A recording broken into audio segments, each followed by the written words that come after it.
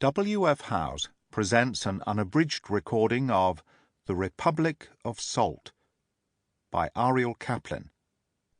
Narrated by Vivienne Leheny. My pain's too much, my wounds are deadly. My strength is gone, my vigor all depleted. Nowhere to flee, no refuge for my soul, no place where I might find some rest. Three things have come together to consume the little flesh and tortured spirit left to me: great sin, great pain, and loneliness. Could anyone withstand all three? Solomon ibn Gabirol. Translation, Raymond P. Scheindlin. Chapter 1.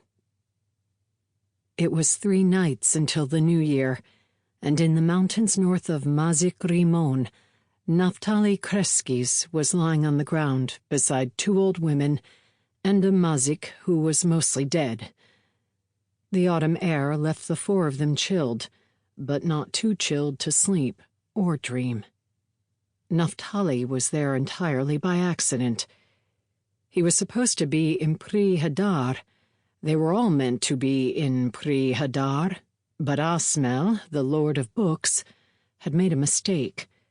Only days before he'd been forced to remove his own magic, an act which had left him weakened and with a failing memory. So when he'd opened the gate of Luz, he'd accidentally sent Naftaly and his companions not to the great city of the east, but only a few miles away from his own Alcalá in Rimon. They'd been facing death in the Alcalá.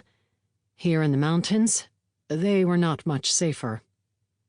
It was worse even than that. Naftaly's near-dead Mazik, Barsilay Bedroer, lately Naftaly's beloved and the heir of Luz, had lost an arm and nearly bled to death on the pine-littered ground. This was why they'd stayed the past few nights in the mountains instead of fleeing north immediately. Elena, the younger of the old women, and in Naftaly's estimation the cleverer, had stated rather emphatically that Barsilay, no matter his objections, could not be moved without killing him.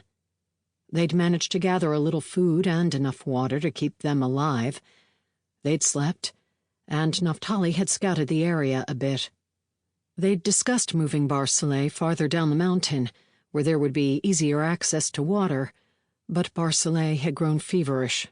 It wasn't until late that night that his fever had broken on its own. Sample complete. Ready to continue?